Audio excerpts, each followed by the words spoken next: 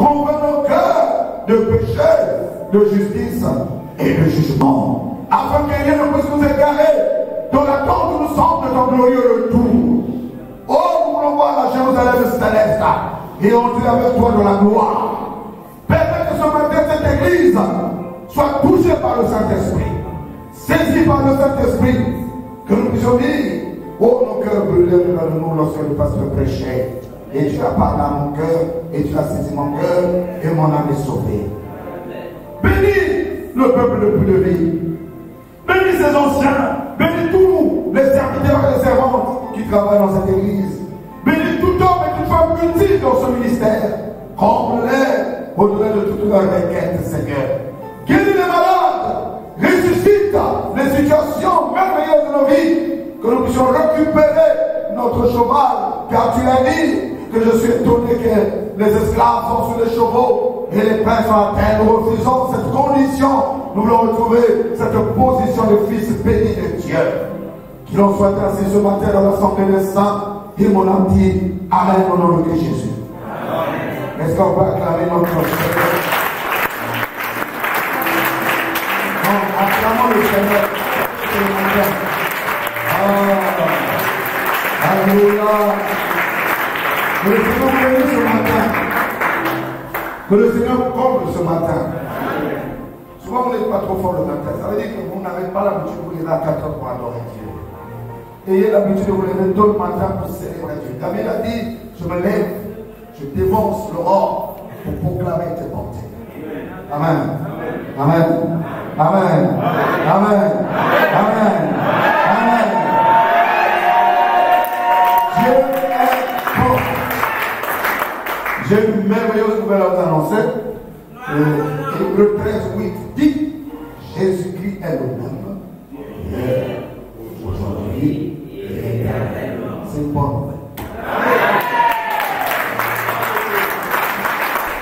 Alléluia. Alors, le plus de la parole. Je suis toujours dans les 3 dimensions des croyants. Mais aujourd'hui, j'aimerais vous poser une question. La prédication, c'est une question.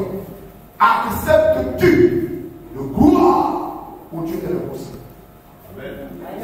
C'est une question que Dieu nous pose à toute l'assemblée des saints. Acceptes-tu de gloire au Dieu de l'impossible? Alors là, tu répondras à la question au fur et à mesure que je vais prêcher. Exode 6. Nous commençons à partir du verset 6 et nous allons marquer notre minute arrêt au verset 9. Exode chapitre 6, verset 1, le frère de Soubaï, on fait la lecture, on sait dans le micro. Exode chapitre 6, à partir du verset 6, vous êtes là? Je n'entends pas vos mains. Gloire à Dieu. Bien aimé, M. Soubaï, on fait la lecture.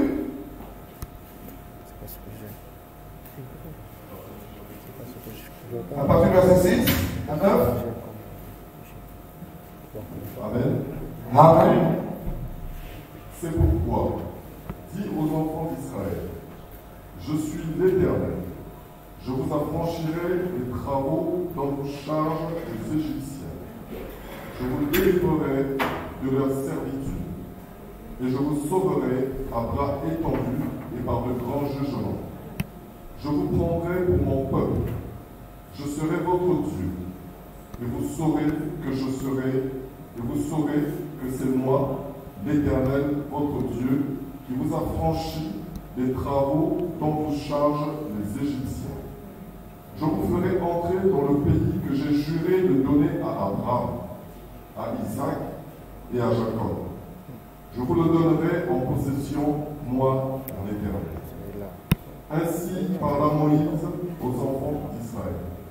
Mais l'angoisse et la dure servitude les empêchèrent d'écouter Moïse. Que le Saint nous amène à la parole.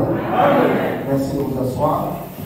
Je ne prêche pas, mais je vais vous enseigner. Acceptes-tu de croire au Dieu de l'impossible? Il y a une parole dans les Écritures qui déclare que tout est possible à Dieu.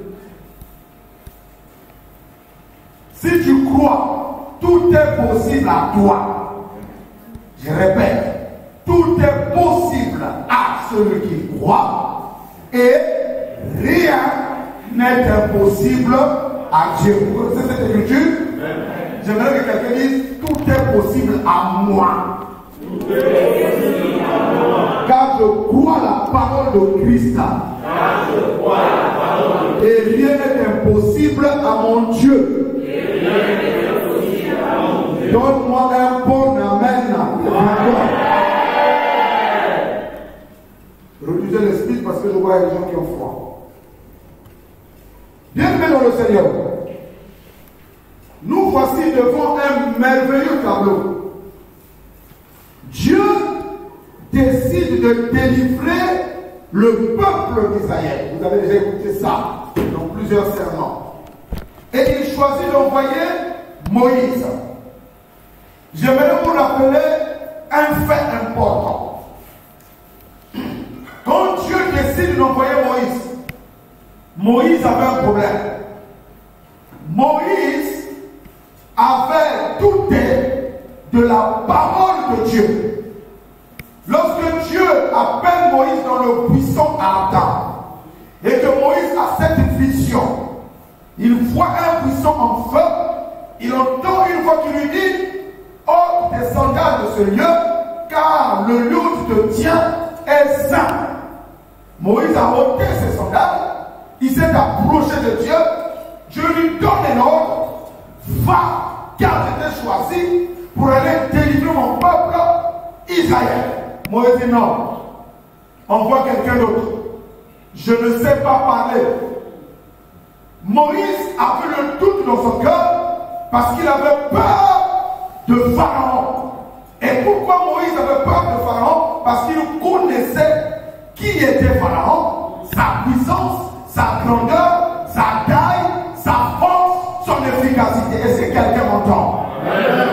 Lorsque Moïse a revisité ça dans son cœur, la puissance de l'Égypte, il a réduit Dieu à la faiblesse. Dis-moi bien.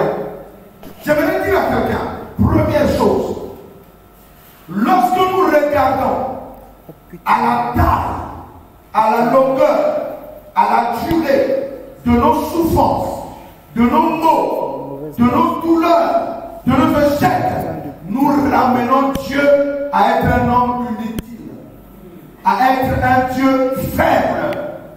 Que quelqu'un me dise amen si tu me suis. La perception des choses de notre vie est indispensable, est nécessaire, est très déterminante pour notre foi. La manière dont je perçois les choses, la manière dont je perçois les événements de ma vie, les épreuves de ma vie, les souffrances de ma vie, la parole qui m'est prêchée est très capitale. Quelqu'un me dit ma perception. Voilà pourquoi Jésus avait dit que si votre œil est aveugle, vous êtes aveugle, les ténèbres qui sont en vous seront pires. Quand quelqu'un ne sait pas voir dans les yeux de Dieu au travers de la parole, toute sa vie, même quand il est chrétien, sera réduit à une vie d'impossibilité, de faiblesse et de défaite. Vous me suivez? Donc il fallait que Dieu règle dans Moïse la question de sa peur et la question de ce doute. Je déclare que Dieu règle la question de tes peurs et la question de tes doutes. Je ne te forcerai pas la main, il faut que cela vienne dans ton âme. Qu'est-ce que Dieu va faire? Voilà pourquoi je parle aux anciens de Couleuvre. Je parle aux serviteurs et aux servants de Couleuvre et à moi-même. Si Dieu ne traite pas d'abord ton propre problème, tu ne peux pas aider quelqu'un. L'erreur que les gens commettent, c'est un juge n'est pas la victime. Un juge n'est pas dans la capacité ou dans la peau de celui qui souffre. Le juge vient pour trancher. Mais celui qui souffre et qui a été dans les mêmes conditions, dans les mêmes problèmes, comprendra bien la situation de celui qui souffre. Amen. Je ne sais pas si je prêche. Voilà pourquoi nous ne pouvons pas aider les gens, juger les gens, si nous-mêmes, nous n'avons pas traité nos problèmes qui nous empêchent d'être dans la véritable foi. Ah, je ne sais pas si c'est pas la vérité. Dieu règle le problème avec Moïse. Voilà pourquoi la Bible dit, chacun doit ôter la paille qui est dans son œil avant d'aller faire quoi? D'ôter la pousse qui est dans l'œil de son frère. Très important. L'église serait mieux si chacun sait d'abord s'occuper de ses propres péchés, de ses propres faiblesses, au lieu de s'occuper des faiblesses des autres et des péchés des autres. L'église irait mieux et sera plus forte et plus efficace. Quelqu'un me donne la main pleine. Qu'est-ce qui va se passer? Dieu va dire à Moïse, qu'as-tu dans la main? Parce qu'il doit traiter la peur, il va traiter le doute et il doit le démontrer qu'il est tout puissant. J'ai un bâton, j'ai une verre, jette-le. Moïse jette, le bâton devient serpent. Moïse a peur. Or, le serpent qui sortait là avait deux significations. La première, c'était Dieu qui devait envoyer Jésus pour juger Satan, le serpent. Voilà pourquoi la Bible appelle Jésus le serpent qui a été élevé dans le. Tu vas comprendre la parole de grandir. Alléluia. Deuxièmement, lorsque Moïse s'est présenté devant Pharaon, quand Moïse a jeté le bâton est devenu serpent, oui ou non? Il a appelé Janès et Jambres, les magiciens de l'Égypte. Qu'est-ce qu'ils ont fait? Ils ont aussi jeté leur petit bâton. Ces bâtons-là sont devenus le serpent. Mais le serpent de Moïse a fait quoi? Il a avalé les deux autres serpents. Qu'est-ce que ça veut dire? Christ venait pour dompter Satan. Christ venait pour anéantir la puissance des serpents et des scorpions. C'était un message prophétique. Que quelqu'un me donne ce bon. Est-ce que vous comprenez? Voilà pourquoi Dieu a traité le péché par le mal. Parce que si Dieu n'a pas frappé Christ, le péché n'allait pas être traité. Voilà pourquoi les criminels existent pour frapper les méchants. Vous comprenez? Dieu a traité la question de notre péché par le mal. Il fallait qu'il frappe Jésus, qu'il le détruise pour que nous soyons sauvés. Donc, quand Moïse, Dieu lui dit, tiens maintenant le serpent par la queue. Vous saisirez les serpents, c'était la prophétie. Vous saisirez les serpents. Or, un serpent ne peut pas le tenir par la queue. Vous demandez à n'importe quel expert qui est avec des serpents, tu t'amuses à tenir le serpent par la queue, il va faire quoi? Il va te mordre. Ça veut dire quoi? Là où le serpent est fort, c'est là où Dieu vient. Parce qu'il est fort à travers sa queue. Il faut le tenir par la tête, tu vas l'affaiblir. Mais Dieu dit non, je te prends par la queue. Parce que tu as mis mon peuple dans la queue. Pour que mon peuple ne soit plus ta queue, mon peuple soit ta tête. Alors il dit, tu ne seras pas la queue, tu seras la tête. La puissance du diable qui te mettra dans la captivité, ce matin est réduite à néant. N'attends pas que je t'impose, pardon ce que tu acceptes de croire au Dieu de l'impossible. Moïse a tenu le serpent par la queue, il est revenu au bâton. La peur a disparu.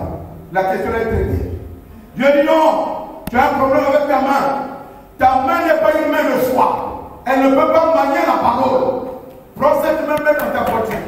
Quand il met la main, il sort, ce n'est pas la lèpre. Or, un homme lépreux ne peut pas servir Dieu. Un lépreux ne peut pas être dans l'église. Ça veut dire, je te démontre que tu étais impur. Ton cœur était pourri à cause de toute la sagesse de l'Égypte. Maintenant, je vais transformer ton cœur et ta main afin que tu sois capable de manier la parole de Dieu. Remets ça là-bas. Quand il remet, sort, la main devait blanche. Dieu a purifié la main de Moïse, a purifié le cœur de Moïse, afin que Moïse soit capable de manier la parole de Dieu. C'est la clé de la victoire. Un cœur pur, une main disposée à manier la parole de Dieu. Tout à l'heure, on va voir ça dans Romains 10. Donc, quand Dieu a réglé avec Moïse, il a ôté la peur, il a ôté le doute. Moïse est sorti, recalqué, restauré et capable d'aller maintenant affronter son peuple et Pharaon. Vous êtes avec moi? Maintenant, écoutez, quand Moïse apparaît, il a l'assurance, il sait qu'il est envoyé. Maintenant, il y a un problème. Quelqu'un me dit, il y a un problème. Encore une fois, Moïse arrive, dit aux enfants d'Israël, Dieu m'a envoyé pour vous sauver de la main de Pharaon. Tous les commissaires les chefs des enfants d'Israël que Pharaon avait établi comme commissaire pour surveiller les travaux durs, les regardaient, Moïse, ton armée a combien de chars?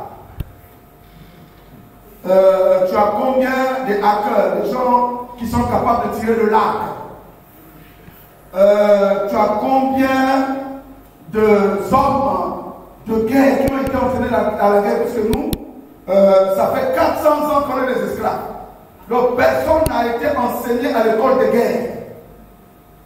Tu as combien de généraux et de soldats capables de diriger l'armée d'Israël? Il n'y a rien. Parce que tous les Hébreux là étaient des esclaves. Il n'y avait aucun homme de guerre. Il n'y avait aucun homme exercé au combat. Ils n'avaient aucune arme avec eux. Ils ont dit à Moïse, mon ami, tu as vu Pharaon? C'est l'homme le plus puissant de la terre. N'oubliez pas que l'Égypte était très puissante. Hein? Les Pythagore étaient allés étudier là-bas. Les grands mathématiciens, les grands savants. N'oubliez pas que l'Égypte est une vieille civilisation. Ça va, vous êtes là? Amen. Qu'est-ce qui va se passer? Toi, tu vois tous ces généraux de Pharaon. Tu nous envoies la boucherie ou quoi? Dieu ne t'a pas parlé. C'est ce qui arrive. Le pasteur, elle va bien vous prêcher. Il dit, pasteur, c'est toi qui as vu Dieu. C'est toi qui as la foi. Cette foi-là, c'est bon pour toi. Mais nous, quand je vois mon conseil, laisse tomber, pasteur. Quand je vois la maladie de notre famille, laisse tomber, pasteur. Quand je vois comment mon fils est en train de souffrir, pasteur, tu prêches bien, mais apparemment, il n'y a que toi que Dieu élève. Il n'y a que toi que Dieu entend. Il n'y a que toi que Dieu écoute. Je ne peux pas marcher avec toi. Écoutez-moi bien. Moi, je dis, mais Dieu m'a apparu. Aaron est témoin. Josué est témoin. Michel connaît. Il sait l'appel. Elle me connaît. Oui, ça sont des anciens, ils peuvent te croire. Même si Michel vient de dire, j'ai vu la nuit, un serviteur qui m'enseignait, c'est sûrement cet homme serviteur. Ça, c'est Michel qui a vu. Ah, même si on a prophétisé depuis le vie est de Dieu, ce mystère vient de Dieu. Ah, ça, c'est la personne qui a entendu. C'est qui est sûr. Je suis toujours célibataire. Je suis toujours malade. Je suis toujours chômeur. Je suis toujours dépendant de ma drogue, de l'alcool, de ce péché, de ceci. Moi, je ne crois plus. Ah, il s'en calme. Moïse l'a rassuré, vous savez, un homme qui a rencontré Dieu et que Dieu a traité la question de son péché devient différent. Il a l'assurance que Dieu est avec lui. Mais le problème, c'est qu'il écoute. Les personnes qui entendent la parole, avez-vous, as-tu accepté Dieu de croire à ce Dieu-là? Ou bien, tu crois que c'est fini pour toi? C'est impossible. Qu'est-ce qui va se passer? Quand Moïse a fini par dire aux enfants d'Israël que Dieu m'envoie pour vous, Moïse va regarder comment c'est Pharaon. Il dit, bon, Pharaon, je te commande de libérer Israël. Pharaon le regarde, il dit, qui es-tu? Et qui est l'Éternel? Pour que moi, je l'obéisse. Même Moïse lui-même, le doute devrait le venir. Vous entendez? Déjà, le peuple lui pose une fin de non-recevoir. Il dit, on ne reçoit pas ta prédication. Voilà pourquoi quelqu'un dit, qui a cru à ce qui a été annoncé? Qui connaît le plan de l'Éternel? Il s'est levé devant vous. Qui acceptera la parole? Qui croira?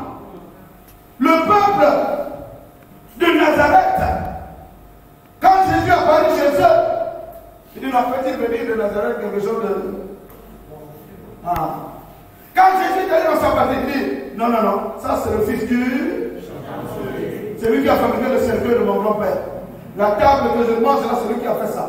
Le banc sur lequel j'ai assis, c'est Jésus qui avait fabriqué. Et il se dit, prophète, zéro. Il n'a fait aucun miracle. À cause de l'incrédulité de ses propres frères et sœurs. Pasteur Herman Chama. Et le vrai croire, il ne faut pas croire les imposteurs. Non, ça c'est pas les serviteurs de Dieu.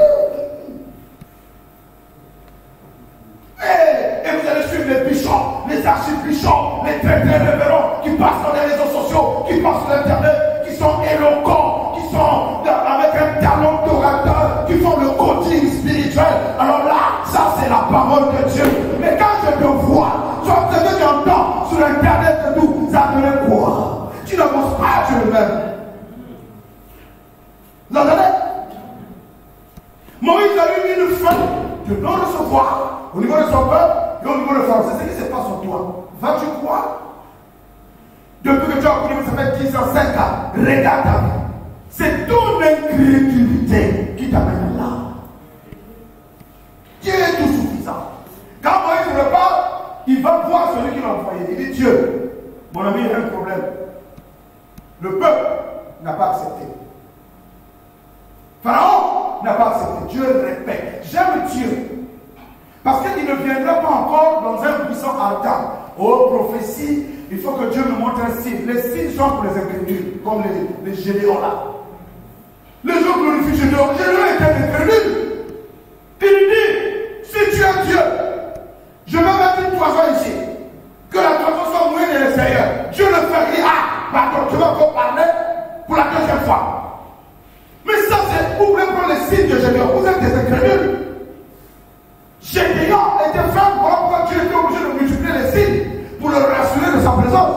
Mais nous n'avons pas besoin de signes. Comme Josué, nous avons besoin d'une seule parole. Le réma, la révélation pour notre vie par rapport à la situation dans laquelle nous sommes. Cela suffit. Vision ou pas, songe ou pas, révélation ou pas, nous croyons à la parole. Allez, dis amen. Il dit, tu as dormi où, c'est ton problème. Acceptes-tu de croire au Dieu de l'impossible? Qu'est-ce que Dieu va répéter? Frère, écoute-moi. Qu'est-ce que Dieu va répéter à Moïse? C'est pourquoi, dis aux enfants d'Israël, dans le verset 6, là, comme si vous me suivez. C'est pourquoi, dis aux enfants d'Israël, j'aimerais dire à puits de vie, vas-tu croire au Dieu de l'impossible? Ça fait 10 ans que tu es là. 5 ans, ou 2 ans, ou 1 mois. Vas-tu croire au Dieu de l'impossible ou vas-tu seulement tenter de croire au Dieu de l'impossible? Il dit, je suis l'Éternel. Je vous affranchirai des travaux dont vous chargent les Égyptiens. Dieu leur rassure que je vais vous délivrer de la main d'Égypte. Je vais te guérir de cette maladie. Même quand le pasteur a prié, les symptômes se multiplient. Tu vas dire qu'il a prié, cela suffit. Symptômes, tu n'as qu'à augmenter, je suis guéri. Amen. Je vais t'affranchir de cette dépendance. Je vais t'affranchir de cette malédiction, de ces liens. Dieu répète. Moïse aussi va. Moïse aussi va là-bas. Il va leur répéter ça. Il dit, verset 7, je vous prendrai pour mon peuple. Je serai votre Dieu et vous saurez que c'est moi, l'Éternel, votre Dieu, qui vous a franchi des travaux dont vous charge l'Égypte. Il confirme la parole. Bien aimé dans le Seigneur. Je vous vois souvent, j'ai pitié. J'ai pitié de beaucoup de gens de pays. Je vous vois souvent paniquer. Vous êtes en train de chercher des prophétesses. Allez rentrer dans les piscines là pour que quelqu'un prophétise votre vie parce que rien ne va dans votre vie. Vous oubliez que vous êtes le premier ennemi de votre vie. Si vous ne mettez pas votre vie en règle avec Dieu et que vous voulez des prophétesses et des prophètes pour parler de vous, mon ami, ils peuvent vous dire les choses pour vous faire plaisir. Le chemin de l'enfer vous est ouvert. Je vous vois paniquer, pasteur ici, pasteur là. Mais vous ne vous asseyez pas pour regarder dans votre propre cœur est-ce que mon cœur est fait devant Dieu. Il dit, je vous délivrerai de leur servitude et je vous sauverai par le bras étendu et par les grands jugements. Dieu a parlé. La parole de Dieu est la vérité. Qu'est-ce qu'ils vont dire? Balancez-moi le verset 9. Moïse a fini de parler. Maintenant, écoutez là où je me tiens dans mon message. Je suis au cœur de mon enseignement. Qu'est-ce qui va se passer? Ainsi, tout le monde dit ça. Ainsi parla Moïse aux enfants d'Israël. Ainsi parle Herman. Ainsi parle les serviteurs qui viennent vous prêcher la parole de Dieu. Mais, qu'est-ce qui se passe? Mais, et deux choses, on est paralysé. Et c'est ça qui arrête Dieu dans nos vies. L'angoisse, c'est une grande inquiétude. L'angoisse, c'est des soucis profonds dans l'âme. L'angoisse, c'est des regrets. L'angoisse, c'est l'amertume, le chagrin. Qu'est-ce qui a occasionné l'angoisse, les inquiétudes, le chagrin, la peur, la douleur, les soucis dans le cœur des enfants d'Israël? C'était leur condition de vie qui était très dure. Oui ou non? Amen. Je veux entendre ton amen qui résonne jusqu'au plafond. Oui ou non? N'est-ce pas la même chose chez toi et moi aujourd'hui? Nous avons l'angoisse dans notre cœur. On fait semblant. Alléluia, on danse à l'église. Mais quand tu rentres chez toi, tu as des soucis interminables. Tu as des inquiétudes chroniques. La peur de mourir. La peur de ne pas se marier. La peur de ne pas être guéri. La peur de ne pas être riche. La peur de ne pas sortir de la pauvreté. La peur que rien ne marche dans ta vie. La peur que tu souffres dans ton foyer. Domine-tu ton âme et annule la parole. Les inquiétudes de la vie. Mon mari est vieux. Mon mari est avancé. Quand je regarde ma vie, je n'ai pas de soutien, ni à gauche ni à droite. Je n'ai personne. Tu parles comme le paralytique au bord de la piscine de Bethesda. Pendant que le roi était avec lui, lui dit, quand le roi dit, veux-tu être guéri? Je n'ai personne. Est-ce que tu as posé cette question pour dire que tu n'as personne? C'est ce que nous faisons devant Dieu. Seigneur, je prie après des années. J'ai circulé les églises. Ma vie ne change pas. Je n'ai pas d'enfant. Je n'ai pas un bon travail. Mon mari n'a pas un bon salaire. Je n'ai pas une bonne santé. Mon foyer ne va pas bien. Mes affaires ne vont pas bien. Je suis troublé. Tu es troublé. Tu es troublé. Mais la parole de Dieu n'est pas troublée. Elle est éternelle et elle est vraie. Vous avez mis la parole à côté. Vous avez placé vos troubles, vos angoisses, vos inquiétudes, vos soucis, vos regrets sur les choses qui ne marchent pas dans votre vie. Et ça tue votre communion. Vous ne pouvez plus prier. Je vais prier pourquoi? Depuis que je prie, qu'est-ce que j'ai obtenu? Tu me dis d'aller à l'église. L'église non chrétienne, il n'y a même pas l'onction. Il n'y a même pas Dieu. Je ne vois pas de changement. Tu veux que je continue à adorer Dieu? Regarde ce mal, ne me quitte pas. Regarde ce péché, ne me quitte pas. C'est ça, l'angoisse. Israël a dit non, je ne peux pas. Moïse, c'est toi qui as vu Dieu. Moïse, c'est vrai qu'il délivre. Nous ne croyons pas au Dieu de l'impossible. Vous entendez? Deuxième chose qui les a paralysés, la servitude. La servitude, c'est un état de dépendance, un état d'esclavage à quelqu'un ou à quelque chose. Nous sommes des esclaves du péché, l'esclave du sexe, esclaves de la drogue, esclaves de l'alcool, esclaves de la colère, esclaves de la jalousie, esclaves de la méchanceté, esclaves de la haine, esclaves de quelqu'un qui prend soin de nous. On a peur de le quitter parce que si on le quitte, qu'est-ce que je vais devenir? C'est lui qui me donne l'argent, c'est ce copain qui fait tout pour moi. La parole dit sanctification, mais moi, je ne peux pas me séparer de lui sinon ma vie est un chaos. Quand nous avons commencé pour le vivre, il y a une femme qui me dit, pasteur, tu prêches bien. Oh, je suis touché par tes messages, mais je ne peux pas quitter cet homme parce qu'il est toute ma vie. C'est lui qui fait tout pour moi. Je ne peux pas marcher avec la parole et laisser cet homme même si je suis en 4e position. Je l'ai dit, ma fille, aussi vrai que Dieu m'a envoyé, une année passera, tu pleureras parce que ton foi qui est en train de te quitter et tu seras dans une amertume chronique qui peut t'amener à une dépression. C'est le moment de tout laisser tomber et d'accepter Jésus. Une année après, quand je l'ai rencontré, il dit, pasteur, si je t'avais entendu, si j'avais cru à la parole, je ne serais pas devenu comme ça.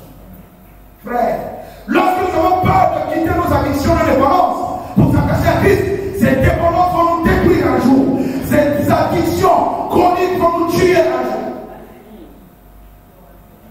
La chose que nous aimons aujourd'hui, qui est contraire à la parole, nous détruira un jour. Que tu dises amen ou pas, cela arrivera. Amen. Ils étaient habitués. Il dit Moïse, nous préférons servir les Égyptiens. Nous préférons être des païens, des mondains, des semi-chrétiens, des chrétiens frontaliers, des chrétiens charnels, que d'être des chrétiens consacrés. Parce qu'on a peur de l'oppresseur, on a peur de Satan, on ne peut pas lâcher le plaisir de ce monde. Ah, je sais que ce n'est pas mon message, mais ce n'est pas grave.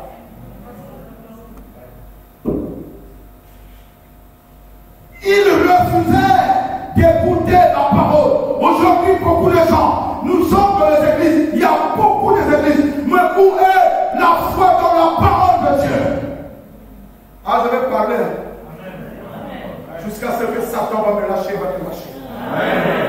L'angoisse, quand je me parlais de ça dans mes 2 jours où j'étais enfermé dans ma chambre en train de crier à Dieu, il me dit, fais attention aux inquiétudes.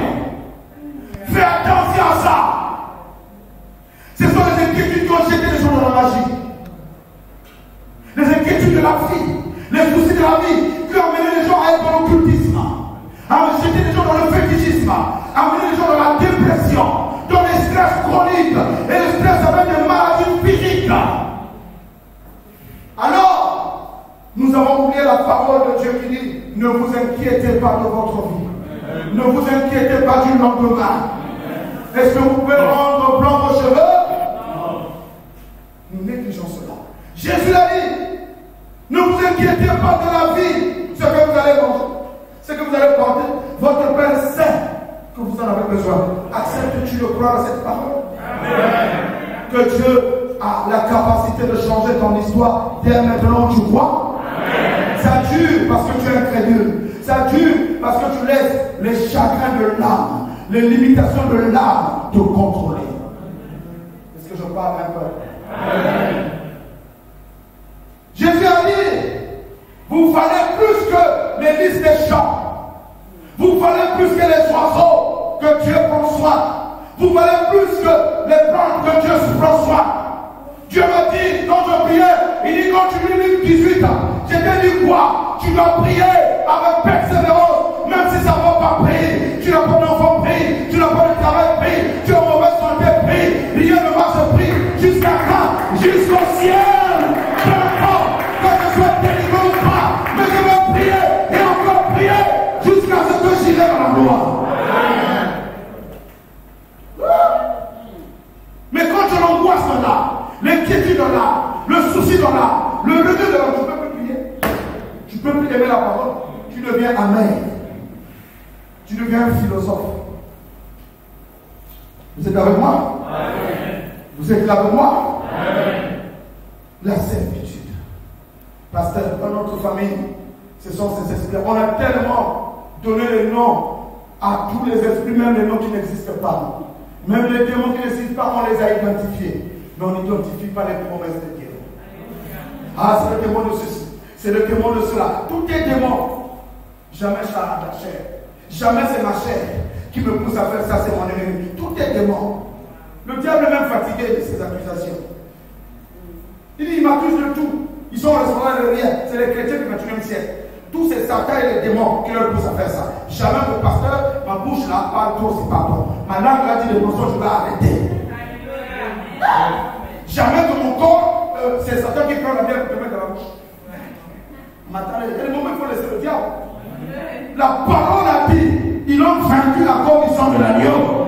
Et à cause de la parole de leur témoignage. Quel est ton témoignage?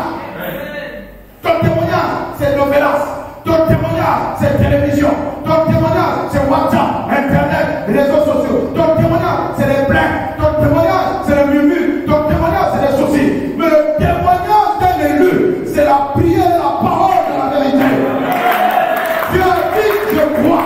Dieu a dit, j'accepte. Ah! Moïse, ton peuple a refusé de le croire. C'est ce qui se passe aujourd'hui. Pasteur, j'ai déjà vu, j'ai circulé, on a déjà prié pour moi. On a fait des onctions d'huile, des onctions de pieds, des têtes. J'ai fait des jeûnes, des veillées, des retraites. La chose est là. La servitude est là. Je n'ai même pas avancé. J'aimerais vous dire une chose. Vous aimez Dieu pour la vie ou vous aimez Dieu pour la vie éternelle? Si vous l'aimez pour la vie éternelle, le visible ne vous importerait peu. Vous comprenez? Parce que nous ne regardons pas au visible, nous regardons aux choses invisibles. Les invisibles qui sont éternels. Quelqu'un avec moi? Je pousse encore un peu. Je peux encore parler un peu? Et Dieu répète encore à Moïse, même s'il ne t'écoute pas, parce qu'il souffre, va dire à Pharaon. La parole insiste. Je vais mettre un point là. Tu as quel niveau avec Dieu? De l'angoisse, les soucis, les chagrins, la dépendance. Dieu te dit, Si tu crois, cela va s'arrêter. Si tu crois, cela va s'arrêter. Décide de croire que cette position d'impossibilité-là, maintenant, ça change au nom de Jésus. Écoutez-moi, dans la Bible, il y avait une dame extraordinaire qu'on appelait Anne. Elle était dans une situation d'angoisse terrible parce qu'elle était stérile, elle souffrait.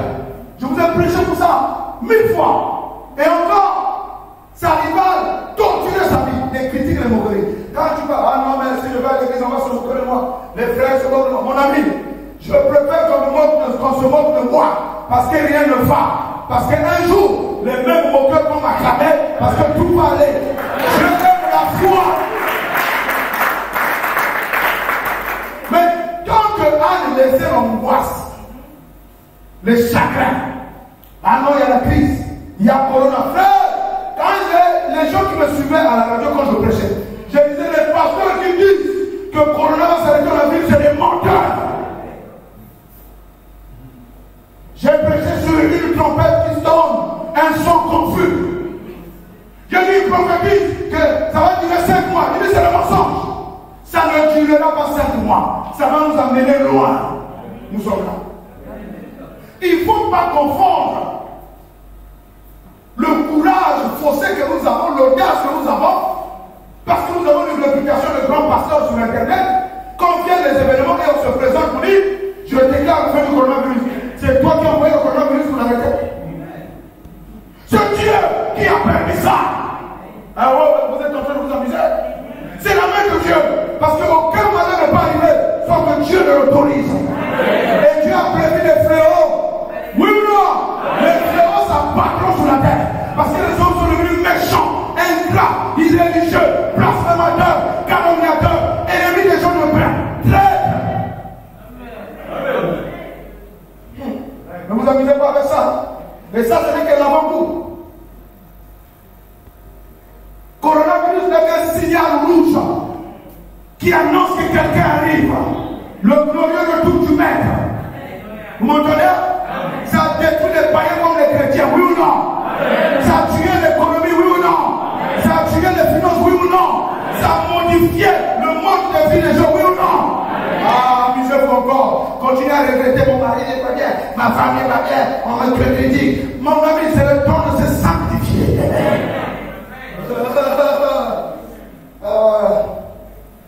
On ne peut plus passer là où on veut. On ne peut plus aller chez les frères et les soeurs. On est scotché, paralysé ce choix. Parce que vous n'avez pas compris que l'église c'est ta maison. L'église commence chez toi. La conversion c'est d'abord chez toi. Moi et ma maison nous servirons l'éternel. C'est chez toi. Un chrétien qui ne sait pas prier chez lui, il n'est pas chrétien. C'est un chrétien frontalier. C'est un semi-chrétien. Un demi-chrétien. Un chrétien qui est sur le bord, dans le parvis extérieur. Parenthèse là. Lorsque Anne regardait à son angoisse, que regardes-tu, Brice? Que regardes-tu, Judith? Que regardes-tu? Quand tu regardes trop Anastasie, à ta fille, aux impossibilités, tout sera s'arrêter, tout va s'arrêter. La foi ne va plus fonctionner et le raisonneur va te parler. Vous connaissez le raisonneur? Alias, ça t'a bien parlé. Il va commencer à te dire, penses-tu? Crois-tu? Est-ce possible? Feras-tu? Laisse tomber. Ça ne marchera pas, tu ne vois pas que ça s'empile, tu ne vois pas que c'est trop compliqué, ça te dépasse, ta vie c'est comme ça, accepte ça comme ça. Je n'accepte pas la défaite, je n'accepte pas cette condition, parce que Jésus est mort et il est ressuscité. Je me crois jusqu'à ce que je ferai ma résurrection. Oh, je suis chrétien ce matin. Amen. Anne dit non. Ma condition n'est pas normale. La sémence, Dieu m'a dit, il m'a montré. Oh là là. Carla, toi tu étais au village, toi. Tu n'as jamais été au village. Tu as été au village, non? Quand tu as déjà planté l'arachide dans ton champ. Quand tu plantes l'arachide, qu'est-ce qui sort? Avec quoi? Avec quoi encore? Quand tu as mis l'arachide dans ton champ, au village avant de ici, l'arachide sort, qu'est-ce qu'il accompagne? Ah!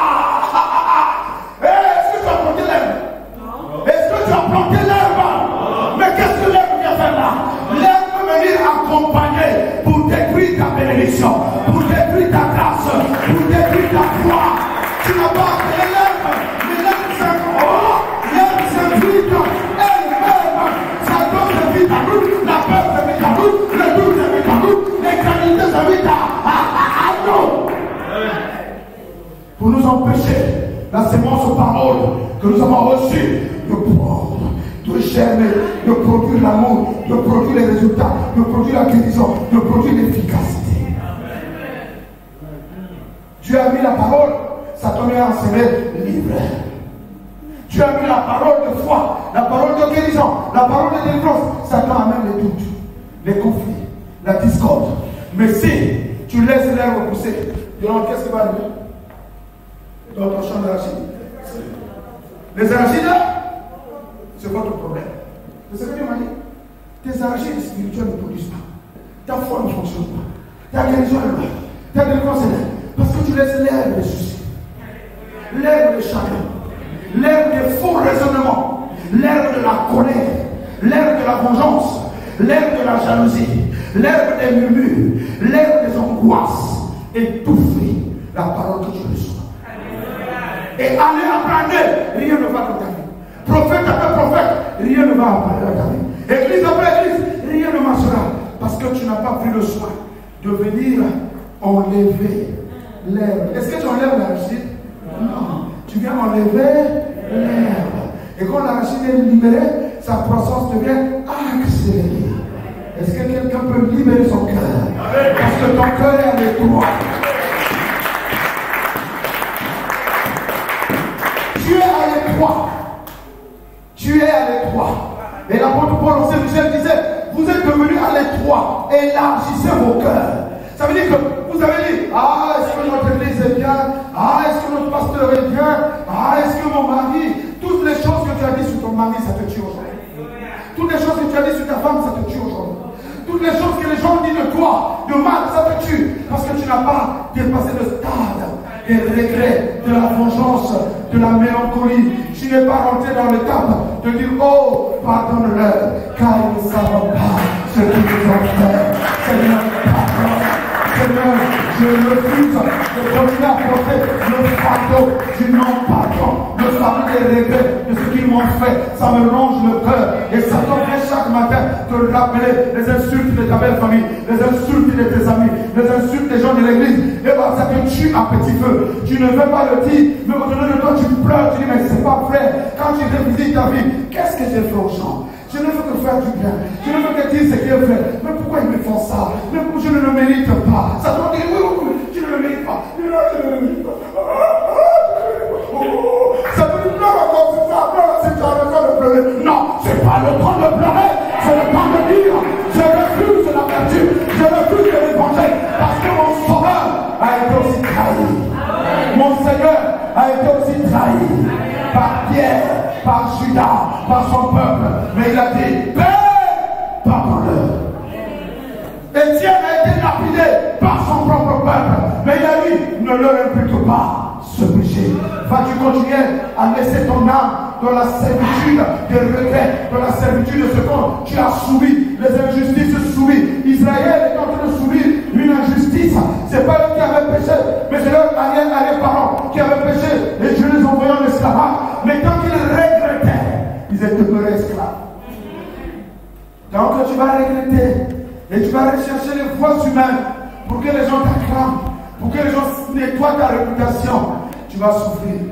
Parce qu'une fois que ta réputation est salie, seul le sang de Jésus peut le laver. Seul le sang de Jésus peut laver ta réputation. Seul Jésus peut laver cela. Parce que souvent quand les hommes ont sali, ils ne sont pas capables de repartir par tout ton salut pour tout arranger. Mais le réparateur de toute vie, Jésus est capable, premièrement, de guérir ton cœur. Je me dis, ton cœur n'est pas encore guéri. Voilà pourquoi toutes ces défaites. Voilà pourquoi on peut prier, rien ne marchera. Ton cœur est maintenant à l'étroit. J'aimerais que quelqu'un agisse son cœur. Pour laisser entrer au-delà de toi la parole. Et quand la parole s'installe, tu vas pas être là, oh mais oui, mais j'ai 30 ans bientôt. Oh non, mon question ne vient pas. Oh, je veux me jeter devant un tel parce que je sens que c'est un tel, mon ami. Un mari se cherche pour la prière et le jeûne. Non, mais ça fait longtemps que je prie pour cette situation. Ça ne marche pas. Oui, la guérison est dans le nom de Jésus. Le salut et dans le nom de Jésus. La bénédiction est dans le nom de Jésus. J'attendrai, je veillerai, je prierai jusqu'à ce que. Et Anne a décidé, mon cher Michel, Anne a dit non, non, je veux être là où il y a Dieu. Je veux m'en foutre des gens qui parlent de moi. Je m'en fous de d'ailleurs. Je décide de m'asseoir.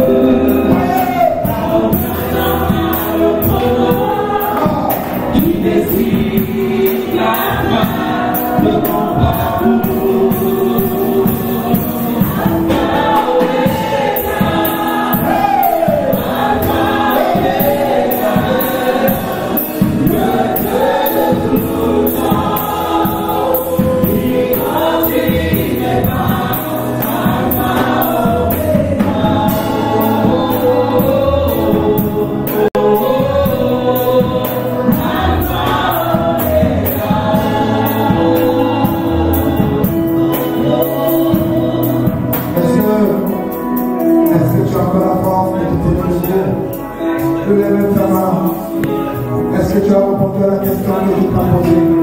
Acceptes-tu ce matin de croire au Dieu de l'impossible? Si tu es d'accord avec moi, tu dis, je m'accepte au nom de Jésus. Acceptes-tu de croire au Dieu de l'impossible? Acceptes-tu de croire au Dieu de l'impossible? Seigneur, sur la part de leur confession, conformément à ce que tu as dit, si tu confesses de ta bouche le Seigneur, et que tu crois dans ton cœur que Dieu l'a ressuscité des morts, tu seras sauvé. Maintenant, Père, sauve ton peuple. Sauve ton peuple de toute angoisse, de toute forme de servitude, et amène-les là où tu as prévu les amener, dans les sentiers de la gloire. Nous sommes chers de toi à la porte. Gardez-vous mains levées. Si l'on s'est dit là, c'est arrivé, il rentre aussi dans la salle ou dans la porte.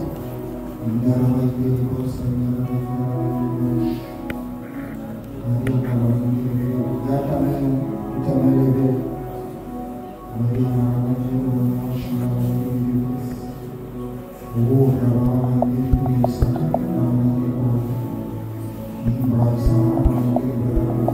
Restez avec mon esprit et le Saint-Esprit au sol. Restons ensemble, restons dans la communion.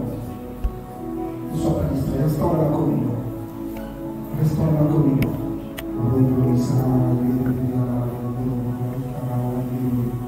Restons dans la communion, restons dans la communion, restez avec moi.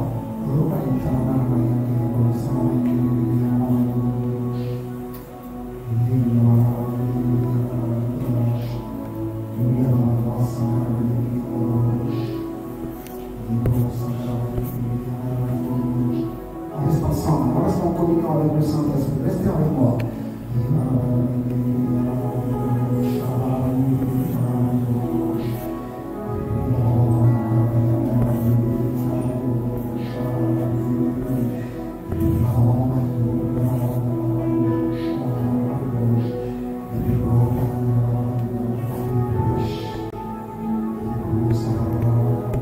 J'entends dans mon esprit, on me dit, tu entends souvent une voix qui ne cesse de répéter, tu ne seras jamais délivré.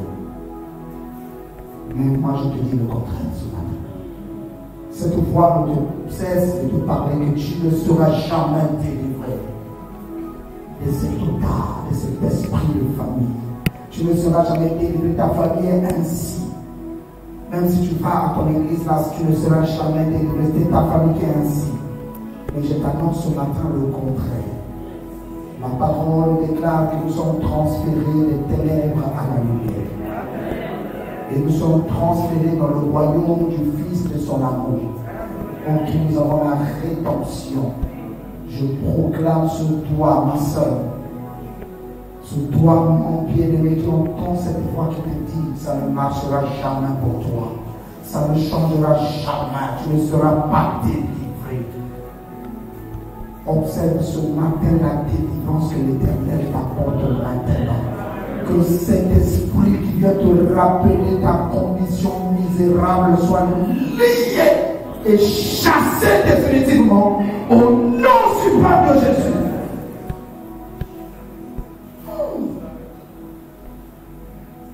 Reçois le Saint-Esprit, ma soeur, qui te permettra de résister à la peur